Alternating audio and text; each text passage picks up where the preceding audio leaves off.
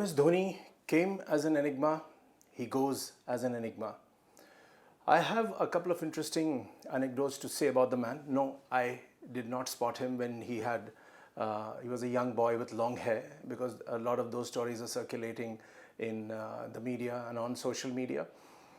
Used to do a couple of cricket shows with some big guns, and I remember at the time when he hadn't made the cut yet, and I was doing a cricket show for Sahara Samay with Ashok Malhotra, and Ashokji said that there is this, and he said it on air at that point in time. He was looking out for a young talent, that there's this guy from Ranchi who has long hair and his name is MS Dhoni. He has an interesting background and he has quite an amazing ability. So I basically asked him on air that what did you see in him? He said he's quite audacious, he's fearless, he has a lot of punch and aggression as a batsman and as a wicketkeeper. While he may not be entirely there, but he is quite effective and he could be an excellent India prospect as a wicketkeeper batsman. It took a while for Dhoni to get in, and Ashok Malhotra, since he's basically based in Kolkata and has deep roots in West Bengal cricket, so he had an ear to Sourav Ganguly, and apparently they had a chat to that effect. And after some time, Dhoni did come into play, and the rest is history. So I don't want to go into some of the great things he did. It would be interesting to know that what is about the man that really made him stand out, not only as a legend as he goes now, with 3 ICC titles, which Gautam Gambhir says no Indian captain will ever be able to match. And those 3 titles are basically the World Cup 2011 in the ODIs, the T20 World Cup in South Africa, and then the Champions League trophy. A remarkable achievement for a man who came from the hinterland and who never had any big gun backing him or all the other frills that came. He didn't belong to the Bombay club, obviously. So let's talk about Dhoni.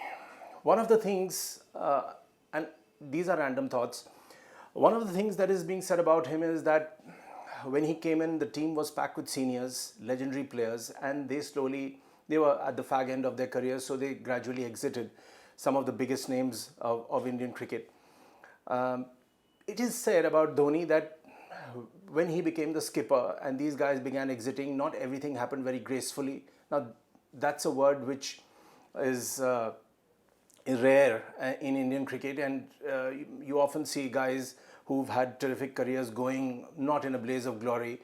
They go under circumstances which they themselves talk about much later, that it could have been handled better, they could have been given a game, all that could have, should have, business goes on. Lakshman, for one, Sehwag, the way he went. Lakshman, in fact, there was this story about him that he kept calling Dhoni to inform him about his retirement, but Dhoni didn't take his call. That retirement was made, but later Lakshman in his own book, and we had done a chat on his book with Murli Karthik at the Ekamra Sports Lit Fest later, that he said there was a bit of a misunderstanding. Gautam Gambhir has been very, very vocal about the fact that it is Dhoni who stole the glory in the 2011 World Cup. He still regrets to the day that he should have got 100. Let's admit that, and many of us saw the match live, that Gautam Gambhir, under tough circumstances as an opening bat, did a terrific job scoring those many runs. Yes, he failed to get 100. And that last ball 6 of Dhoni completely transformed Dhoni's brand, his image and everything else, and entire India erupted. Gautam Gambhir resents that. He feels that it should not have happened in that particular way. Gautam Gambhir made a point about Dhoni when the biopic Dhoni came out. He said that such films should not be made when the player is still playing. It should be done only when the person has retired, because this is not right and it sends certain wrong signals for other players, and this is not typically done. He may have a point, and that does not take away from the fact that the movie Dhoni was a big hit and it was played by none other than Sushant Singh Rajput. Another very interesting part about Dhoni was, and it was very noticeable, we've done chats in the studio on this point, that after him the domination of the Bombay club and from Karnataka, from people coming in from the larger towns, got somewhat eroded. He encouraged young talent who were coming in from the smaller towns to come and play. He encouraged them to play fearlessly. He backed them, which was such a major thing, and they all loved him. They loved him as their mentor. They loved him as their elder brother. They called him Mahi Bhai. And many of the spinners, the so-called bits and pieces player, they performed brilliantly under his wing. He encouraged them. There were so many instances we've seen as the wicket keeper. He is sending an instruction to a spinner to bowl in a particular area, and bingo, the guy gets a wicket. So there was a lot of planning involved. There was a lot of encouragement, and that is where his leadership skills came into play. He probably liked the fact that these were the young boys who came in from nowhere, and who, many of whom got established, and he truly backed them. He knew how to back them, and that was one of his greatest qualities, his ability to take risks. Joginder Singh, remember the guy who's now a senior cop in Haryana. Remember the guy who bowled the last over in the T20 World Cup in South Africa and against Pakistan. And Joginder himself said later during a discussion, he told us that the decision was of Dhoni, but he came to me and he said that you don't worry about how many runs Pakistan needs to win. You concentrate on your bowling. If you get hit, worry about the next delivery. Think about the next delivery. Don't worry about any other shortcomings. And if India still loses, I'll take the rap. You don't have to worry. Coming from a skipper in such a big moment is a huge task. It's a huge support which Joginder Singh got. And of course, Joginder did say that he had the ability to bowl those skidders, and that was one of the reasons why Dhoni picked him. But picking the right man at the right moment and backing the player who's not really a frontline bowler was a massive move, was an audacious move, and it brilliantly paid off. Joginder remembers that not only today, he'll remember that for the rest of his life and tell his grandkids someday. The finisher, Dhoni as the finisher, again, there has been a lot of discussion on it. We have seen that how he would wait and wait and wait and kill it at the last moment. There was a man called Michael Bevan earlier of Australia who had a similar ability. He was the chaser.